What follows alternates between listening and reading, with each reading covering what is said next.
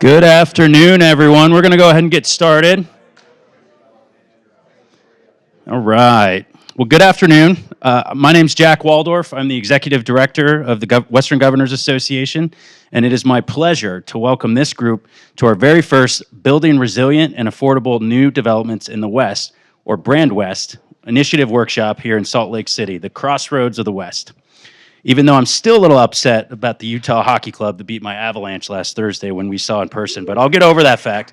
Don't clap too hard. Well, it's a long season, so we'll get through it together. But I certainly want to thank our host and vice chair of WGA, Utah Governor Spencer Cox, for providing a forum for us to discuss these important issues. I also want to acknowledge the Western Governor's staff who are in attendance. Can you guys raise your hands? We have several states represented that flew.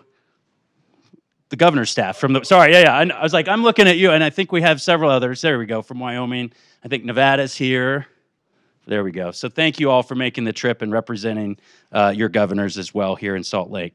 And of course, I'd like to recognize our initiative sponsors and partners, JP Morgan Chase, the National Association of Home Builders, and the Pew Charitable Trust. We certainly could not do it without your support and expertise, and we thank you for your partnership.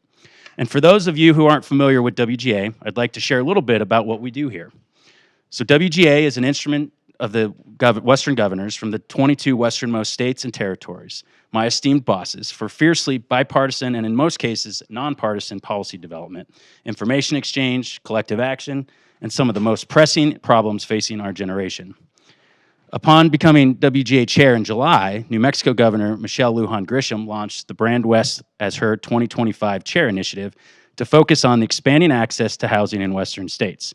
Following years of underbuilding, underinvestment, and extraordinary growth, driven by a complex mix of factors, the West is facing severe housing shortages and rising costs. The initiative is examining strategies to address housing availability and affordability, and promote smart and sustainable development in communities throughout the West. This will be a collaborative and bipartisan effort supported by Governor Lujan Grisham and Governor Cox's fellow Western governors. In addition to this workshop, we'll be making our way to Oregon for the second and final in-person workshop in Bend on January 15th and 16th.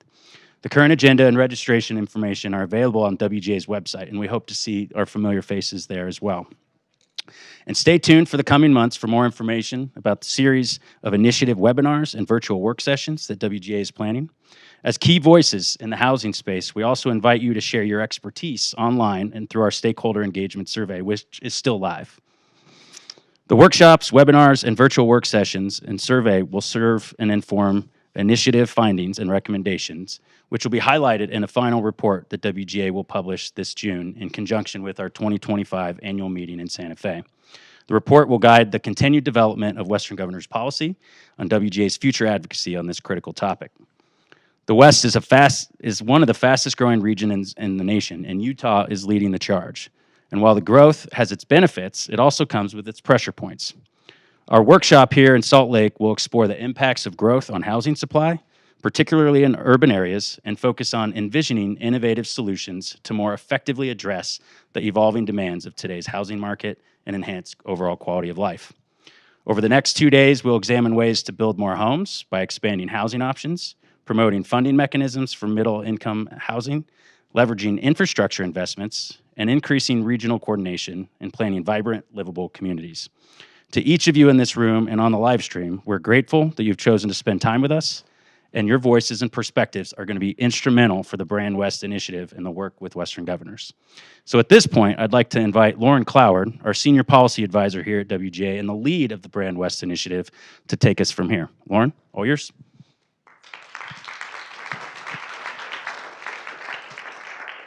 Thanks, Jack, and thanks everyone for joining us today. We're so happy to have you here, and we're looking forward to the discussions over the next 2 days. I'd like to recognize my colleague Shanu, right-hand man and housing expert on WGA staff. And then also wanting to introduce our first panel of the session, which is creating vibrant communities.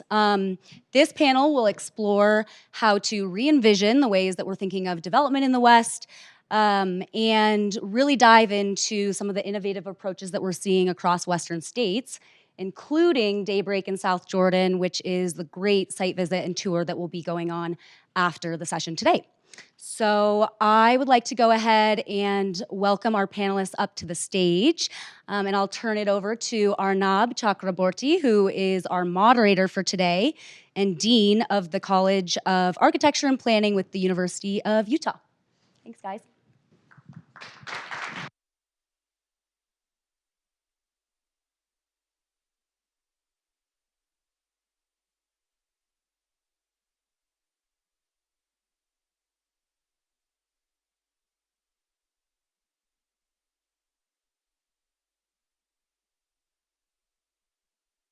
Introduction.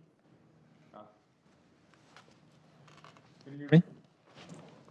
Good afternoon. My name is Arnab Chakraborty. As Lauren said, I'm Dean of the College of Architecture and Planning here at the U, and it is my great honor to be a moderator for this esteemed panel to speak about a number of issues around housing affordability and new housing development in the state and beyond. Let me also welcome you to the U as a representative of the campus here. My College of Architecture and Planning has 4 academic units: a School of Architecture, the Department of City and Metropolitan Planning, the Division of Design, and the Division of Games. I understand there are a couple of alums here from the program, so yay, go Utes. Thanks for being here. We have now roughly about 2,000 students and nearly 100 faculty and staff. So we face the challenges of housing affordability and attainability and proximity on a daily basis when we try to recruit the best and the brightest from in the state and around the world. So when I'm not deaning, I actually am a researcher of land use policy. And in sort of preparing for this panel, as also sort of having moved to Utah about a year ago, just learning about the local community, I have been a great consumer of information and thinking a little bit about how we can create our community to be even more robust and sustainable. We have strong growth trends in this metropolitan area and across the state.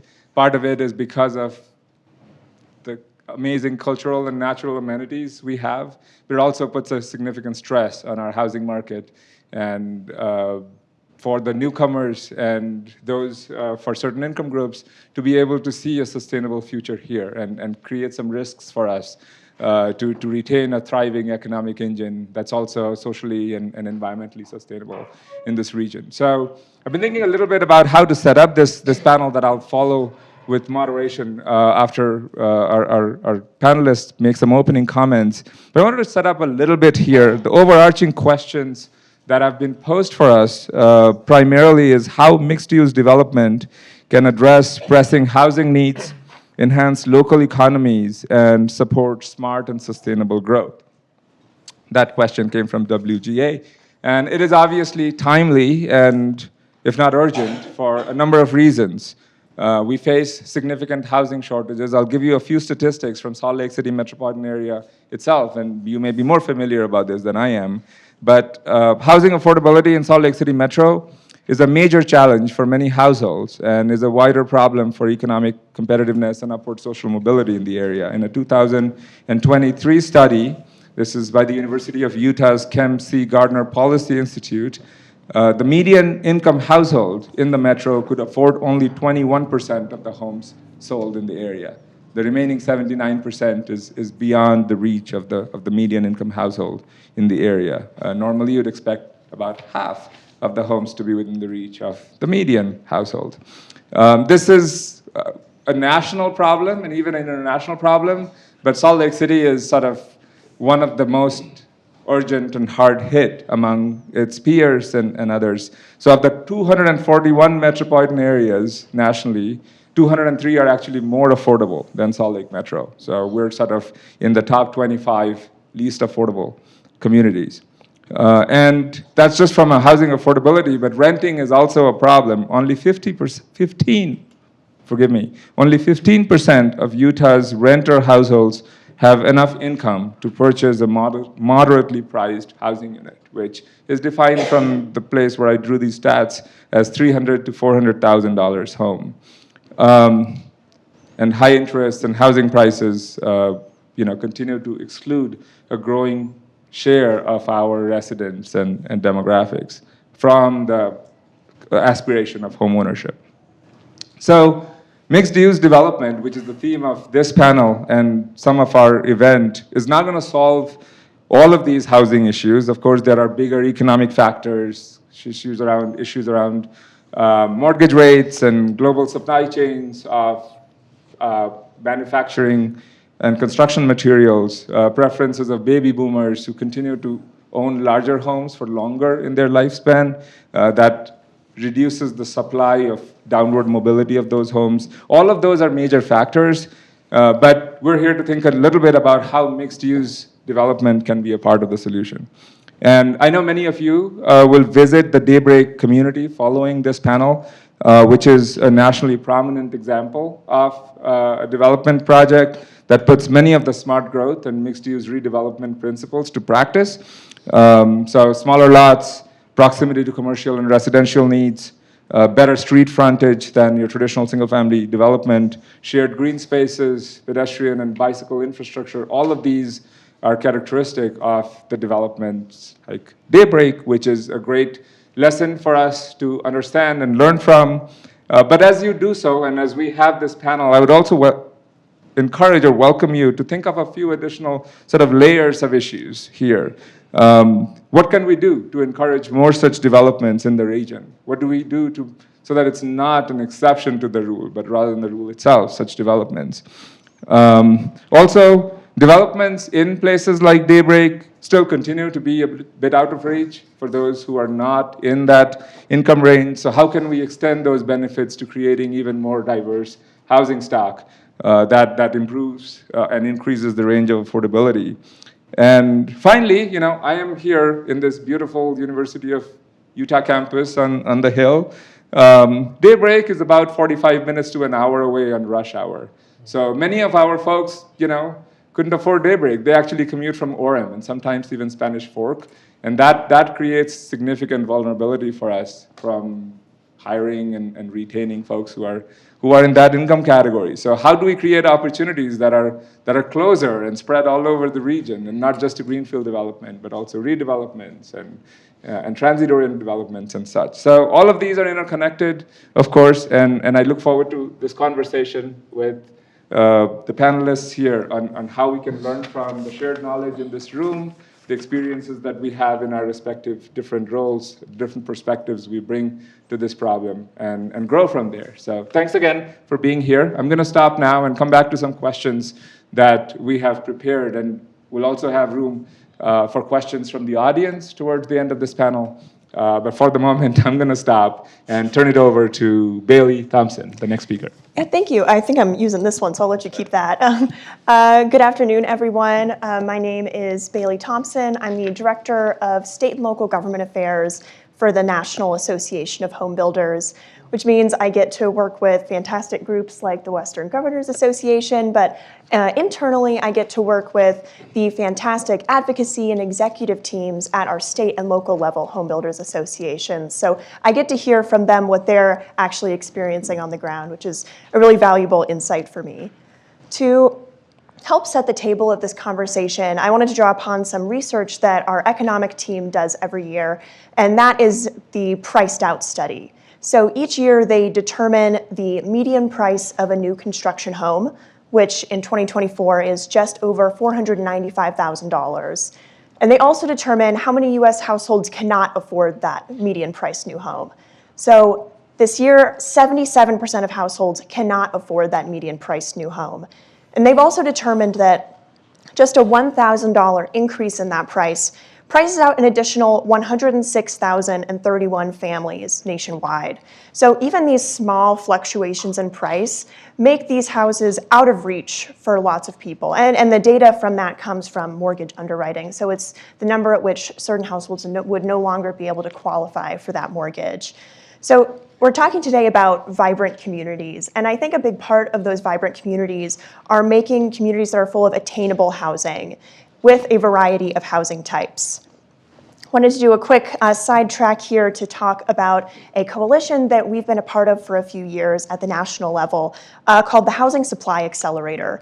So this is a coalition with some members that we work with a lot. So that is the National Association of Mortgage Bankers and Realtors, but also with some folks that we would call maybe atraditional coalition partners. So we've partnered up with the League of Cities, the National League of Cities, and the American Planning Association as a part of this initiative. And those are groups that still now, but definitely in the past, we have had a lot of friction with. We disagree on a lot of things, but the housing supply crisis is at a point now that everyone is feeling it, and so we have more now that we agree on those topics than we disagree on.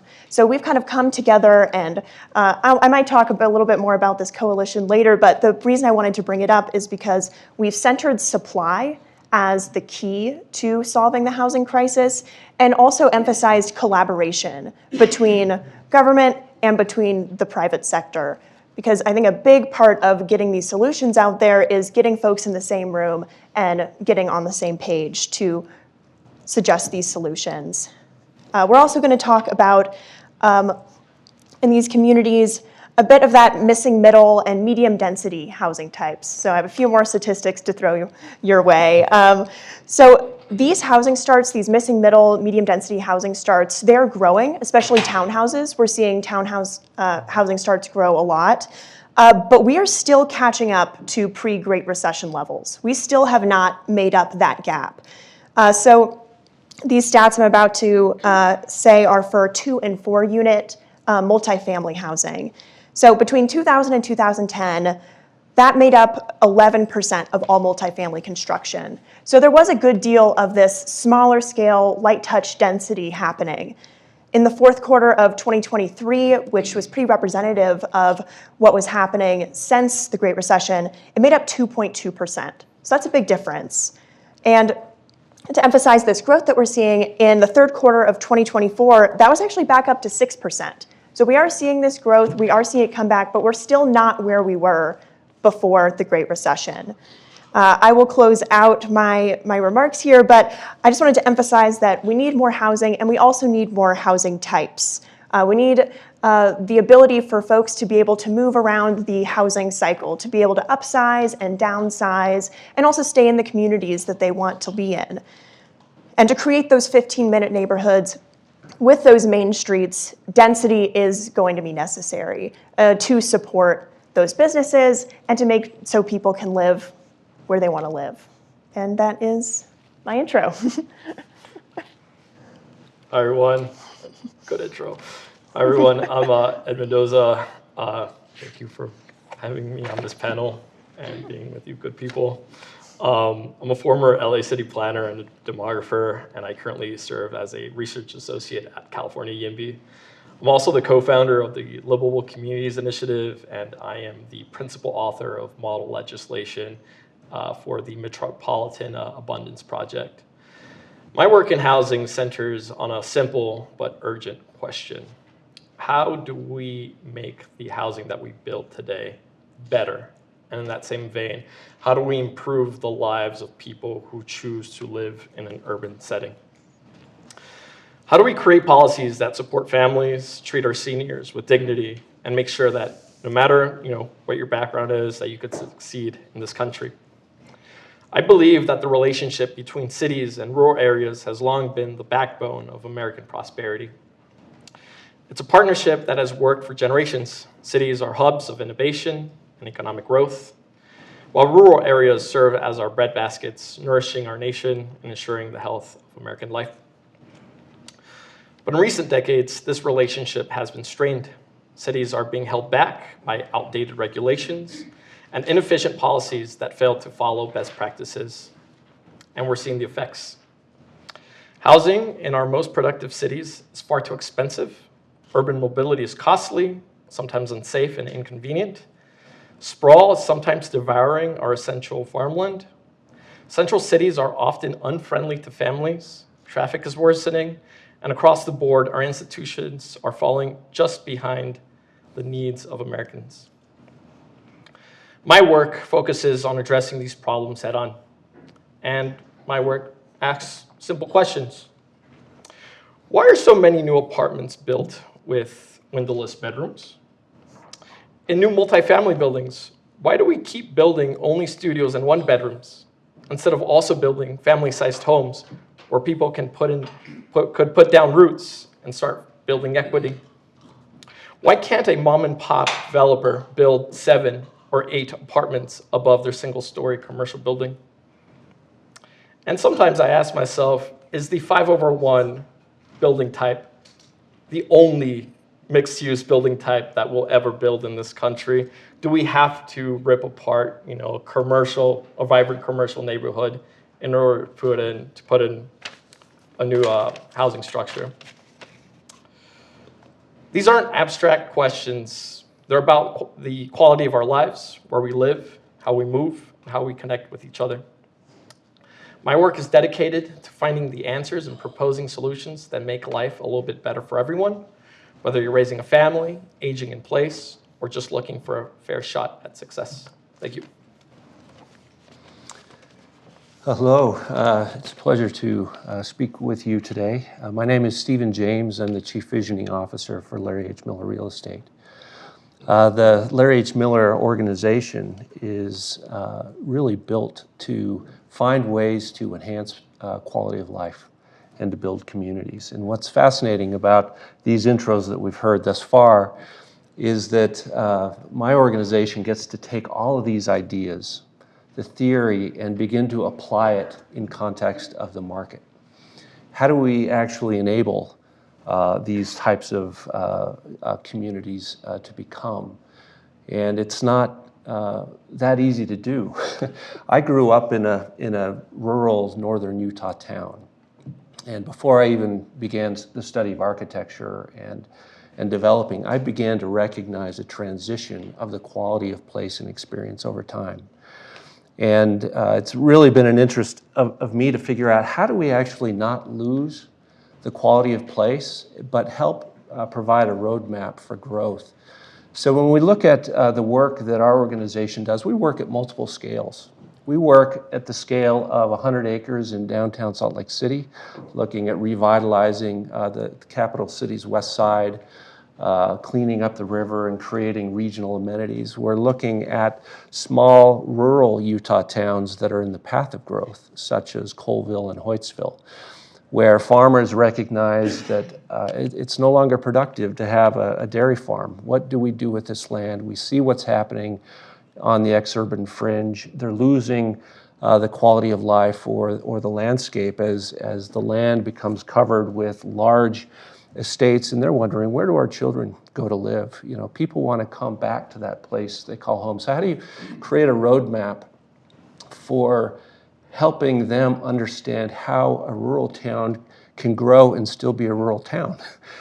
And so that's a really fascinating bit of work that we're looking at. And also, we're working up in Park City on 1,000 acres next to a resort community. So we have a pretty broad sort of view of what the challenges are at working at all these scales. I've been working on the Daybreak project that you'll go tour for the last 25 years. And it's been essentially a laboratory for these things. We've taken what we understand to be best practice in an academic sense and try to figure out, how do you actually get this to happen? And what we're finding is that the way the zoning code is written or the ordinances are written actually become a hindrance. They're solving to prevent the worst from happening when we're trying to figure out how to get the best to happen. And what's interesting about that is I think there are new tools on the policy side that allow for sort of larger scale regional planning and growth that enable good outcomes. And what I think is really remarkable about the Daybreak project is the tool we were given in order to let that happen. That gave us flexibility to adapt in context of the market, still be principle-based, but allow it to unfold over time. What we've learned is sometimes you can't force outcomes right away and have it work, but we've discovered a way to develop at scale and deliver housing across multiple segments, from first-time home buyer, renters, to retirees that have millions to spend on houses. And how do you actually integrate it into one community form that doesn't create social rejection of the idea? So this idea of how to mitigate against the NIMBY attitude is what you'll see when you tour this. And it won't look like a project. It will look like a cohesive, interconnected diversified neighborhood. And our purpose in this market is to figure out how to do that again and again and again. And so we see that there are necessary changes to the way we need to work with cities in order to actually deliver something like this. Thank you. Well, welcome to Utah. Yeah, right? I'm like, I feel like I'd love to welcome you to my home. I've lived here in Utah my entire life, and I am a 6th generation Utahn. So I am Dawn Ramsey. I'm the mayor of the city of South Jordan, which is home to the Daybreak Master Plan community. And I'm excited to get to show to you today what some of these principles and conversations that are lagging around the country, that we're working to help, everybody in this room is working to help folks maybe understand better what that really can look like and how it can be possible, and how local elected officials and policymakers at every level, at the local level, at the state level, and even at the federal level. I even have an idea that I would like our federal partners to embrace, how we can work together with the development community in really doing some strong regional planning.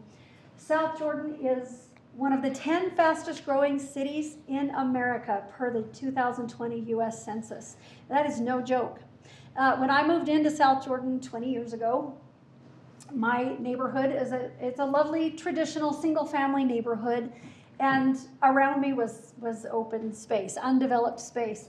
And around me grew the largest master plan community in our state, Daybreak. And so I have a unique vantage point. When I moved in 20 years ago, we had about 30,000 residents in the city of South Jordan. We were a suburb of beautiful homes. I live in one of those just traditional homes on a 3rd-acre lot. And we went from a farming community to a minimum of 5 acres, to a minimum of 1 acre, to a minimum of a 1/3 acre. And that's what I moved into. When I ran for mayor and was elected at the end of 2017, we had about 60,000 residents, and now we're, I'm waiting for updated numbers, but we're just knocking on the door of 100,000, and that is going to double over the next 20, 30 years. We just keep growing. We are growing and growing and growing. Now, we have some of the only open space left in the Salt Lake Valley to grow, but we are also growing differently than we've ever grown before. When I moved into South Jordan, our housing stock was fairly homogenous. Most everybody's place looked a lot like mine. Lovely single-family home. A certain demographic could make it work, and it was a stretch for us when we moved in 20 years ago to be able to afford to live in South Jordan. But we did, and we love what we have. And I have to thank city leaders who had vision well before their time for laying the groundwork and setting the stage for a development that is now leading the way and has become award-winning nationwide and recognized internationally, because this is a model of how it can be done, and we are excited to show you what's happening in Daybreak. And my unique vantage point is that I am the only little square neighborhood on the map surrounded by Daybreak, and my neighborhood isn't. And so I've had the chance to be there and to every new part of the community that's come in. Our kids have gone to school with every new school that's happened. Everyone new. We've gone to sporting events and played Little League and gone to church with, and all these new people that have moved in, we've had the chance to get to be part of, and each of the development phases that have gone on in Daybreak. So I have a unique vantage point there. Very proud of what we're doing. It is not easy. You have to have the right policies in place, and you have to create a vision. What I can tell you now is 20 years later into this project, it has made our city better, absolutely better. We really did have a very beautiful and homogeneous housing type community. And we now have a diverse housing types. We are continuing to work toward having more affordable housing. That's something that I look forward to talking to you more about, some of the policies that have been created to allow us to be able to do that, because land in our city is expensive, and I have absolutely no control over that. I cannot control the cost of land. There's only so many levers that at a government level, a local government or a state government level, lever that we can pull. But we are really trying to work hard, and I'm proud of what we're accomplishing and look forward to showing it to you and hopefully having a conversation about ways that these practices can be replicated and implemented regardless of what your situation looks like in different communities around our state, around your states, there are things that we can do. And really, it has made South Jordan better. It took some time for people to believe that to be the case. When I ran for mayor the first time, it was in 2017, and there were still folks in the other 2/3 of our city that weren't part of Daybreak, that didn't want Daybreak to be part of South Jordan. And now, all these years later, I don't hear that anymore. I just don't hear that anymore. People actually love what's happened. It took some time for them to buy into it. You can get there. So I'm excited for us to talk about what that might take and how you can succeed, because I believe this is something we all can succeed at, and I believe we have to. Great. Please join me in thanking the panel.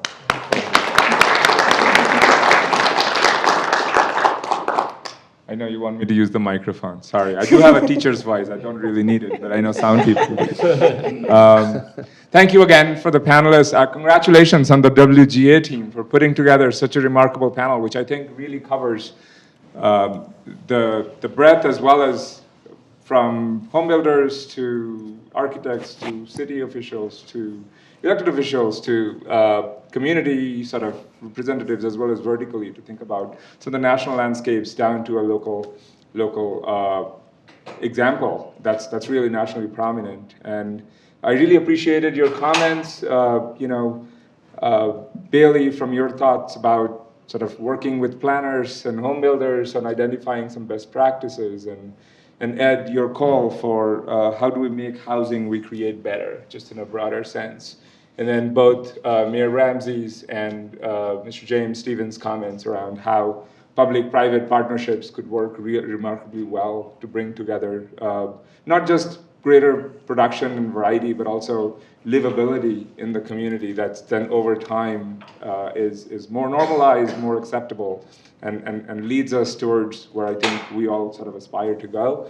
I have a few questions that we have prepared to get the panel sort of started, and then we'll open it up for a broader conversation. And some of my questions sort of will evolve depending on the responses. We might cover a few things as we go along the way, but my first question sort of tries to bridge this aspect of principles versus practice and strategy. So not all of you need to respond, but I'll welcome any of you who care to please respond. So I'd ask sort of this two-part question. First is, what, from your vantage point, to borrow Mayor Ramsey's metaphor or idea, are the key characteristics of a livable community? And identify top three, if you will, or top two. Don't want too long a list. We are bounded by time. And then what, in your experience of different contexts and communities, have been some of the most effective strategies in pursuing and indeed achieving some of those livability outcomes? Anybody would like to take that first? I can jump in. So I think primarily to create a vibrant, livable community, it has to be, first and foremost, a community where people can afford to live. So somewhere where housing types suit their needs and where they're not cost burdened. So not just where they can make by paycheck to paycheck, but where they can really thrive. And I think it also has to be somewhere where they have access to opportunities. They're close to the things they need, whether that be jobs, transportation, grocery stores. And I think for different communities, that's going to look different. For some communities, where there is more space, housing is a bit more affordable, families can have multiple cars and not be cost burdened, and sometimes that's not going to be the case, and they're going to be able to have to figure out how to create access to all those things in a community without a car. And I think that's kind of where we may meander into conversations about transit-oriented development later on in this conversation, I'm not sure, but I think overall, one of the best strategies that you could apply to almost any community, and we've touched on this already, but is that public-private partnership and collaboration, whether that be direct involvement, working together on a singular project, or just having that open line of communication where you can dig in and figure out what the roadblocks are. Because who is going to know best about why a certain type of housing isn't going to be built as, the home builders or the mortgage bankers? Those are going to be the folks that can explain, okay, actually the reason why this type of housing isn't possible is maybe it's this land use restriction. Maybe it's just that systems aren't predictable and it takes too long to get a permit through a system, and so it's not a safe investment. So I think having those conversations, having those relationships is a great strategy, and also just reevaluating the existing processes in place. Sometimes regulations were put in place in order to slow down housing production, and sometimes it happened totally accidentally, just over time as things evolved. So I think coming together as all the different sectors that focus in and touch the housing industry and kind of dig into the existing roadblocks can be just a really important strategy and first step into creating those kind of vibrant communities that we're talking about today. Thank you, Bailey. Anybody else? Oh, another one? I would say a resilient community makes a really good livable community. If you have the opportunity to open a business easily, if you have multiple industries existing within the same space that can serve different parts of the local population, if a business fails, how easy is it for another business to take its spot? And whether a community is able to adapt over time and build and accrue and grow stronger over time. I think that's what makes also a pretty strong little community. Stephen. Yeah, I would like to suggest too that community is really how people interact with each other. And the physical realm creates a framework for that. But not everyone is the same. People are different, and what they need out of community is varied. And so I think that speaks to thinking about diversifying the community. And what I mean by that is that there are ways that we think about groups of people. Often we clump people into demographics, and I think neighborhoods and development has happened around this sort of clump demographic, but what if we used a psychographic or a different measure that said, what if it were a range of age and income, ethnicity, who all valued a type of place or a type of experience? And then how do we develop around shared experience as opposed to simply targeted age, income, ethnicity? And then how do we create community forum where people have freedom to live the life that is their vision for themselves and their families? And I think about transportation choice, and where do people have to put their money to live that life? And so this idea of what is really freedom in context of community is something that we probably ought to talk more about, because I think more often than not we're shoehorned into a forced package that demands a certain behavior of people, and that induces friction and tension within community, and we ought to be creating social connection. Thank you. Awesome. I think you've got your three. All right, well, I'll move on to the next question, which is actually the flip side of this question, which is, as you have worked on achieving this vision of a livable community and using the tools and strategies that are often available to us in our different roles, what have been the greatest barriers to success or pursuing at the pace that we would need to? And maybe I could start with Mayor Ramsey on this one, if you would. Sure. Yeah, happy to. Thank you. Some of the barriers to success have been not having maybe all of the tools or additional tools. It has required new tools, innovative tools, to be able to change the development patterns. It's required a new way of thinking, and that takes time. Seeing things a little bit differently. I agree that I think this housing crisis that we're in and the housing affordability crisis that we're in, especially in the West, we know it's everywhere, but this is something our communities are feeling.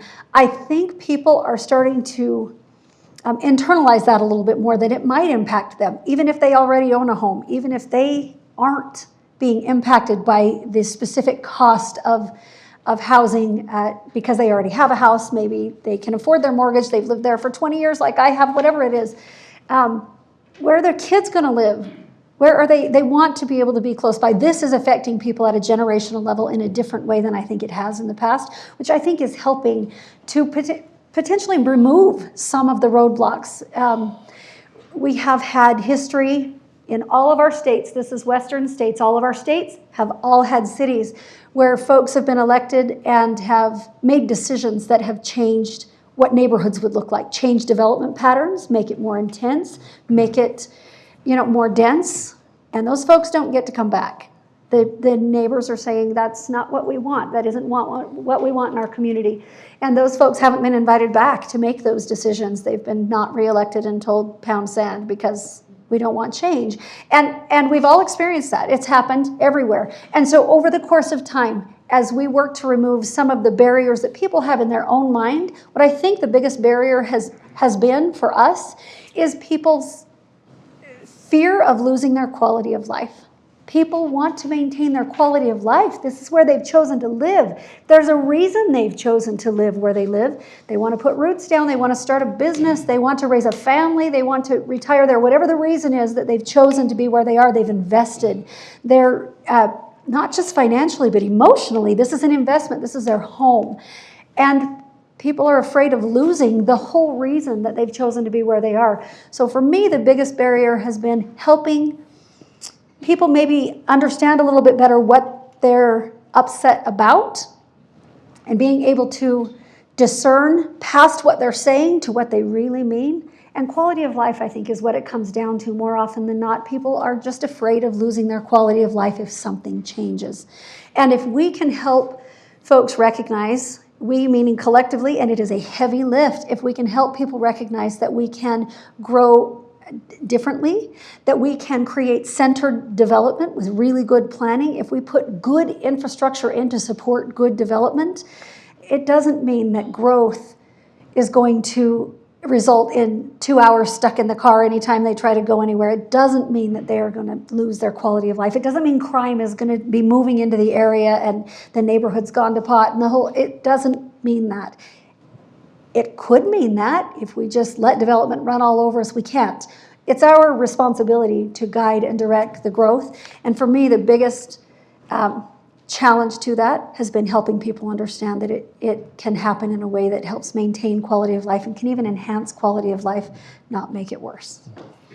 Can I add to that a little bit? This idea of fear. People are fearful of their property values changing. They would rather lose what they have slowly than sort of rethink what could be. I think about this sort of people resistant to change, and I think it's the result of a lack of trust. And I would have to say the development community probably hasn't done anything to really build trust. It's been largely transactional. And I think within the development community, there ought to be sort of a reshift as to what is it that we actually ought to be doing. And what is the product that we're delivering? It's not the housing.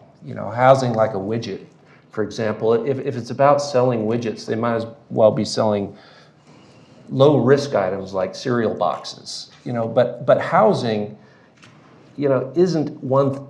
You can't deliver housing without the ground it's on. And I think you have to find a way to link housing and place. And what developers ought to be delivering is place, where it's like integrated systems that are proven and work at scale. And so, that's one consideration. This idea of the fear that someone else in a different type of product or a different demographic will impact their property values is just wrong. And we've learned this. This is one of the things that we've studied over time, is we've actually doubled the property values per acre in our project over any other adjacent development type. So even the half-acre, third-acre lots, per acre, we've doubled it. And so, helping people recognize that this can actually be good for communities, but it requires investment in the public realm, the shared space, that everyone gets to become involved in. And it's not a discussion about private space. What's my space?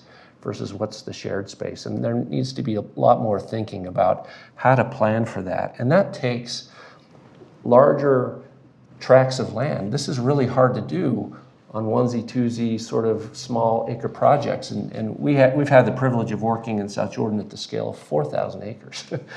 And you can think about how the system works at 4,000 acres. But just thinking through how to help landowners, for example, or maybe I'm getting off on a tangent about policy, but finding ways to get landowners to cooperate and assemble larger pieces of land that can actually be planned. Because right now the process of delivering housing is really a subdivision process, and it doesn't do any of these things that we're talking about, and it creates boundaries, creates fear. Could you say your question again? Sure. What are the barriers to achieving the goals of livability and effective strategy outcomes? I think, from my experience, I believe that we neglected the urban space for a very, very long time in the United States. I think that we doubled down on the suburban experiment, and we've, only recently, maybe in the last decade, started to look back into the urban core and inner city, neighborhoods, and say, okay, we have to build here now. We can't expand anymore. What's it going to look like? And I think that, looking at it through, a macro lens, we've been improving. We've been building more housing. Mixed-use projects were completely unheard of maybe, 12, 13 years ago. Yeah. Now you see them, pop up here and there. But I think that we're constantly in a process of relearning lost information. I meet with electeds and elected staff all the time, and they ask me, hey, we're trying to spur development in our old core, and no one's building on these, smaller lots. And I said, well, let's take a look at your zoning. Let's take a look at your building codes. Let's look at your building design standards. These are things that you have to address in order to facilitate this type of construction. Same goes with townhome developments. People say like, hey, people are priced out. In Los Angeles, a starter home is $1.2 million. No one can buy one. People are leaving the state in droves, and that's hurting our economy. Yeah, they're moving here. Yeah, they're raising the prices here substantially. Yeah. And they say, what's going on? How can we solve this? I'm like, well, we literally have to look at what our great-grandparents did, and we have to look at, making it possible for people to buy smaller pieces of land. Townhomes were a thing 100 years ago. You can make a really, really nice townhome today too, as well. And so I believe it's a very slow process. Institutions are sticky. They have a lot of institutional momentum to them. And so in my field, in my space, in my work, it's always an extremely concerted effort to change even the smallest of things. But once you change that small thing, then I see immediate effects. I say, wow, okay, you see, here's your mixed-use building, here's your townhome, here's this affordable project that would have been impossible to build. It have been built, 10 years ago, and here it is today. And so we're in a learning, process, and I think it's normal. I agree, and going off of that, I think Eduardo mentioned a lot of really great points. Land availability and land use are huge barriers, whether that be because of lot size minimums, meaning there's just a lot of parcels that you could not really effectively build on at all, or allowing for denser zoning on certain areas of land. Also, something I jotted down was government-owned, underutilized land. I think people are talking about, both at the local level and at the state level, unutilized, maybe county or state-owned land, but I think underutilized is also something. This is an anecdote I'm stealing from someone else, but I was chatting with a Florida councilwoman, and she was talking about doing a survey of all the county-owned land, and she found that there were parcels that for example, had a tiny office park with only one tenant left in it and a huge parking lot. And for dense metropolitan areas with a huge housing shortage, that's something that you can look at to possibly open up more barriers there. Then there's also things more on the land use end, like aesthetic design standards, parking requirements, things that can change the types of housing you're able to build and also at what price point those are going to be in. There are going to be design standards that will automatically bump up the price of something. Maybe that's a few thousand, but as I mentioned in my opening remarks, that can take a lot of families away from eligibility for that project. Something I also jotted down was, I think, regulation. You know, when you're putting together a project, time is literally money for these builders. As interest accumulates, that is something that gets tacked on to the final cost of a home or to a condo unit if it's a larger project. And something that our developers really value is predictability. Something that, this is another phrase I'm stealing a lot this time, but this is a phrase that I heard a Vermont mayor say a few months ago about we need to end the veto-ocracy when it comes to the development process. We can't have a system in which one person can raise their hand and stop a project in its tracks, because I think as we have talked about, even just in the answer to this question, there will be community pushback, and we need to both work with the community and bring them along and make sure that we're appealing to the community, but also not let a single or maybe the 10 angriest people who will show up to a meeting stop all future development. And then last, someone else also mentioned on this panel, infrastructure. Infrastructure can be a big barrier, especially in these communities that are going really fast. And I think making sure that there is proper funding to create that infrastructure is a big goal of making sure we can meet that housing demand. Great, thank you. I have more questions to keep going, but I would like to pause and ask the audience if you have any questions for any of the panelists. We'll choose you. Choose us. Cool. So I want to throw water into the mix. I'm with the Western State. Oh, thanks. I'm with the Western States Water Council, and we're already worried about how water fits into what we already have, and that limits growth more than probably anything else in the West, I think. So I'm curious how you guys approach that. If you just have someone on your staff who takes care of that and thinks about it, or do you plug in to expertise with the city planning or with the state planning? How do you think ahead to where are these houses going to go? Where is the water going to come from? And are we going to coordinate that with other uses of water, with industry, with ecological needs, those kinds of things? I can speak for LA. So in LA, we have an issue where most of our development within the basin itself, we're like in a marshy little basin. Like we're filled up. There's nowhere to build, and so like any type of new redevelopment community is being built in the desert. And if you're building in the desert, you have to put in new infrastructure, pipelines, you name it. It's difficult, like it's costly, and it's not efficient. LA is blessed to have underwater aquifers that has that supply enough water to the city, and we route some from the Colorado River too, but let's not talk about that. I think this discussion is just about being efficient. It's about saying it makes the most sense to do infill development. One point of data that I like pointing out is that in Los Angeles we use the same amount of water today as we did in 1970. So water consumption is something that we can manage, is something that that policy can fix. And so right now, what we've come to understand is that the proper way to address this is through smart infill and developing what this panel's on, livable communities. I'm so glad you brought up water. Really glad. We do way more than have a member of our staff just think about water with this. I can speak for the city of South Jordan and also tell you I serve on the Jordan Valley Water Conservancy District Board, which is the largest water district in Utah, and also on the state of Utah Drinking Water Board. So a lot of conversation about water.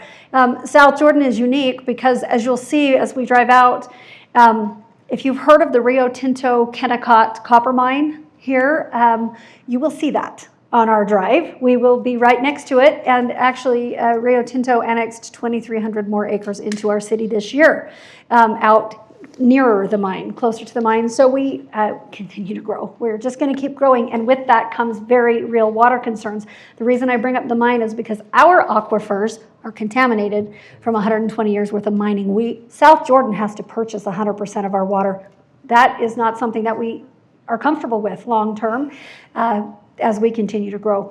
So we have passed ordinances, local ordinances, requiring all new development to have extremely water-wise landscaping and lovely, but very, very water-wise, very water conscious. We'll talk later about a tool that was created here in the state of Utah called Housing Transit Reinvestment Zone. And to do a project like that, it really brings together all of the partners to put in infrastructure, to fund infrastructure around transit with mass housing development around transit in the appropriate places that brings a lot of things together, including affordable housing requirements and water requirements, a reduction in water use requirement that we can prove is happening. So we'll get the chance to show you a little bit more about that and talk about how we've used that tool. But I'm just glad you brought that up because we're actually piloting a project in South Jordan that the city is doing that we look forward to making available for anyone to replicate in time, and we think communities across the West will be able to. It's a technology that has been used in other places in the country. There are places using this, but for our needs, a water reuse project that is different than has been done in the state of Utah before. And we're not going to have a choice. We are looking long-term at the future, at our water needs, and we know that this is something we're going to have to do. So we've been working on this project called Pure Sojo, if you'd ever like to come and tour that. It is a water reuse pilot project here in the state of Utah that we've been doing for the last couple of years as we work to create foundational principles and legislation that even allows for this to be done in the state of Utah. So we're working really hard on water. Water is a huge concern. And we've got, here in Utah, the Great Salt Lake factor is very real for us too, and we cannot have our entire ecosystem, evaporate. We have to make sure that we maintain strength in the Great Salt Lake as well. All of those things we're working on. So I appreciate you asking about that. It's way up here. Yeah. There's a question over here. Yeah, so I work with small rural communities primarily, but I think it's kind of a common planning challenge, which is general and comprehensive plans are really boring to the majority of people until they start happening on the ground, and then people get very unhappy.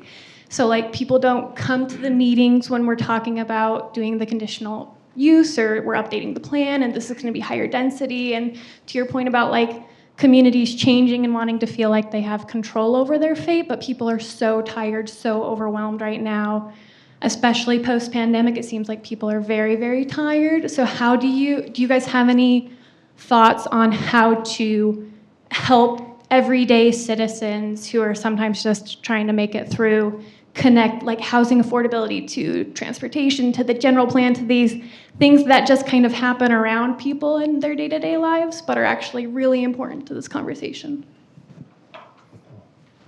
Thank you. Let's start with Bailey or Stephen this time. Sure.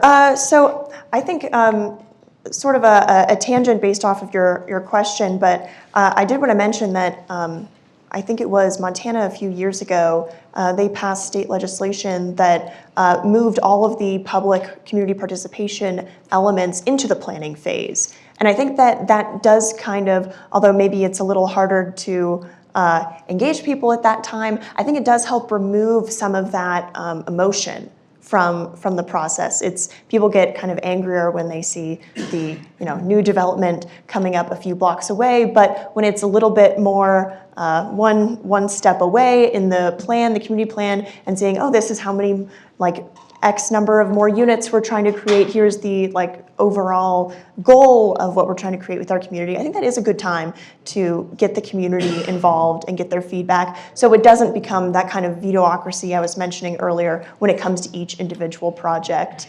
Something that I've heard is just trying to get more communication out to people where they are, so you don't just sort of have the 15 most motivated, not in my backyard folks coming to talk about a project, but to kind of expand, if you're trying to create that public participation, like expand that polling outwards, maybe to do a digital poll, and maybe it's not directly about this specific project, but just about growth in the community, to kind of estimate people's general feelings without putting all the heat onto one project, if growth is the goal. So those are a few ideas. I can speak to that a little bit too.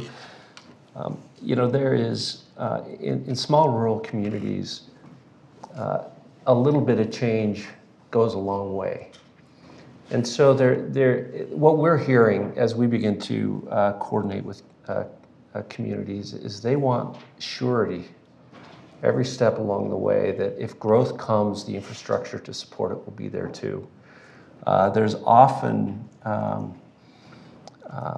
aren't funds or municipal funds or county funds to do the types of studies that would suggest, well, what's the impact on me if we have to build a sewer plant or water plant? People are concerned about the property tax impact. And so this is where a private-public partnership can come into play. Are there alternative ways in which this work can be done? But I think, you know, what we're finding is that in the development world, we generally like to sort of turn on an engine and let it run, because there's sort of efficiency in delivering affordable housing at scale. But I think we have to also be careful and mindful of what the rate of change means in these local places, because you can lose a place really fast. And so this is what we're examining, and I can't say we have the answers yet, but is there a calibrated pace of growth? And there's a tipping point in any development, right? Where there's enough on the ground that people get it, and then, you know, it really starts to take off. But I think, you know, development's like a game of chess, and those first few moves are so important, and they need to be calibrated and super sensitive to the people that are there already. And wish I had answers. I'm searching myself for that, but I think it requires real empathy in context of who is the community, what are their needs, what is the potential impact of growth.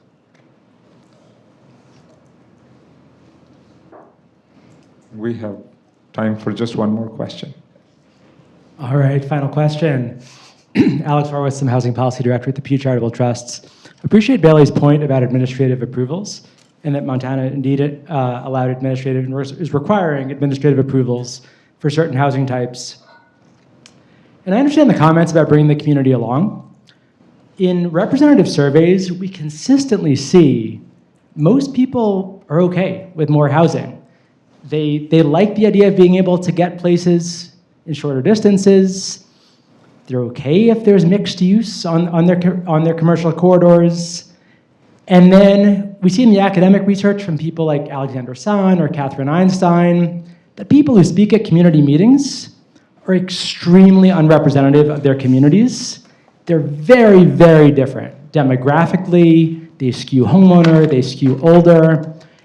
And what if creating by right processes is more representative of the view of the community, rather than having ad hoc processes with long meetings for each development?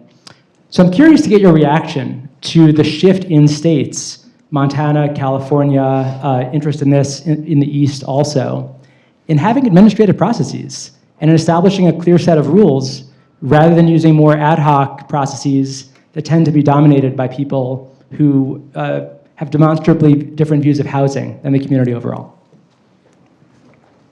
I think what you'll see in the Daybreak project is exactly that.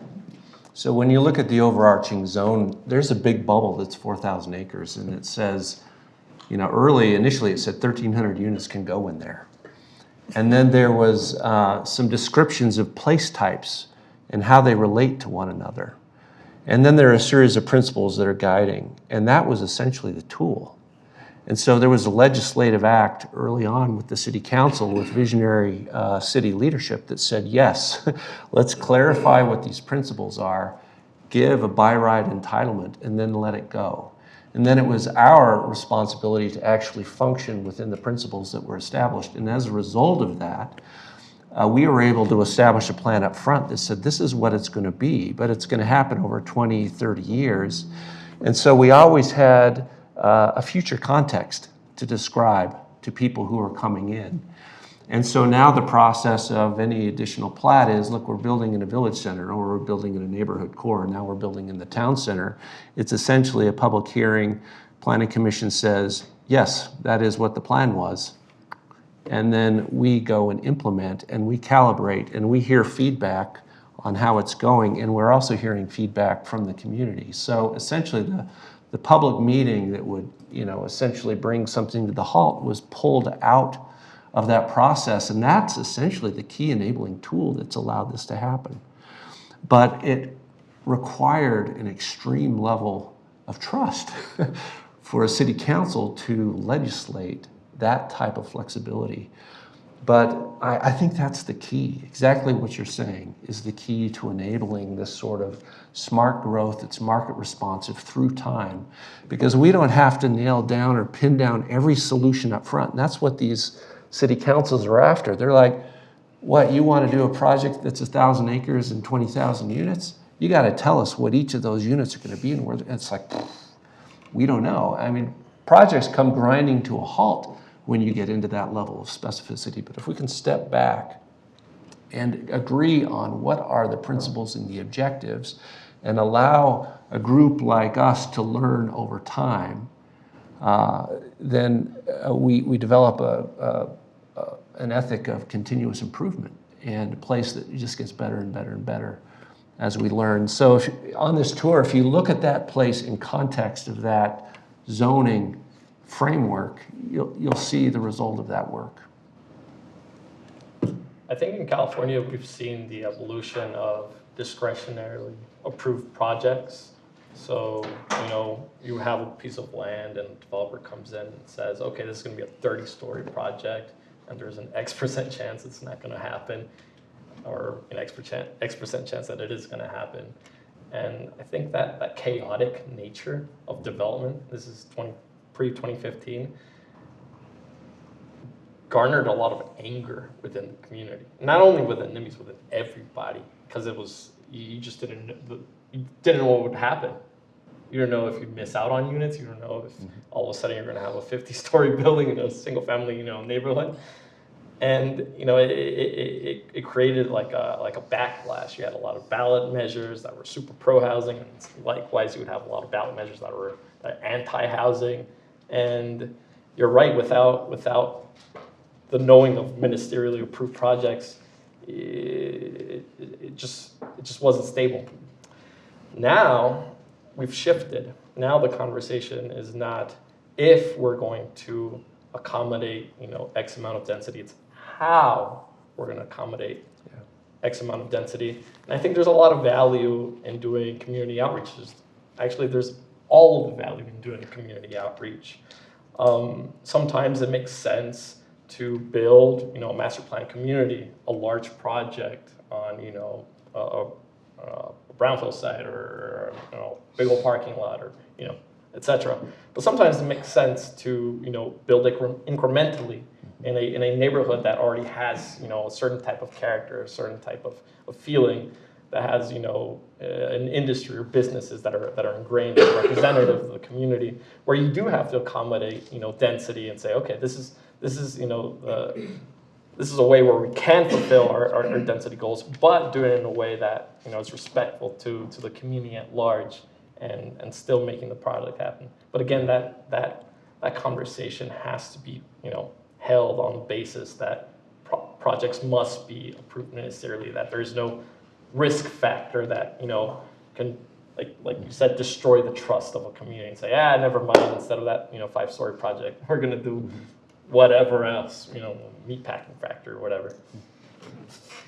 And I think just kind of going off of the basis of your question about how the folks who may make all these complaints about future development at the meetings are kind of unrepresentative of the communities as a whole. I think it's important to think about the folks who can't make it to those meetings. The folks who can't make it to those meetings are, if someone has to, take their laundry out to the laundromat and do that and spend a whole day doing that as a part of their week, they're not going to make time to go to the local council meeting. If someone has to work 2 jobs, they're not going to be able to make it to the local council meeting. And if someone is trying to move to the region and hasn't been able to, they're definitely not going to make it to the council meeting. So I think it's important to think about when in places that don't have those ministerial or administrative approval processes yet, kind of weighting the fact of folks may show up and have a lot of opinions, but think about the folks who just aren't able to be in that room as well. And sometimes those are the people who are going to benefit the most from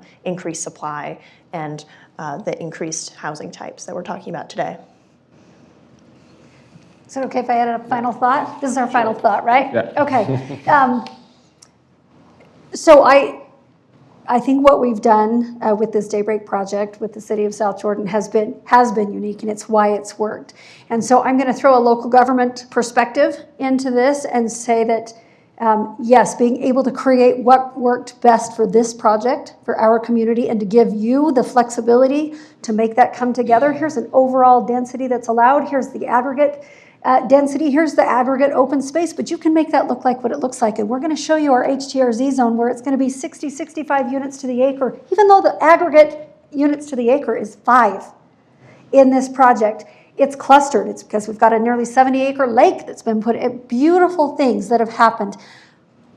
But from a local perspective, we wouldn't have been able to create this if we had, this may not be popular in this room, but if we had state-mandated by right zoning that said, this is what you will do, every community in this state, this is what you will do, we would not have been able to create this. We wouldn't have had enough of the flexibility. And our master development agreement that we've put together is something that we can go back and revisit, both the city and the partners, but it's been written in a way that we have to mutually agree that we're going to go back and revisit if there's things. We've all learned things over the course of time, and it's given us the flexibility. So making sure that local communities have the flexibility to do the right projects for their area has actually allowed us to do a lot more than would have happened any other way. So. All right. With that, we're going to conclude this panel. And thank you all for participating and the panelists for contributing your knowledge and insights. Thank you.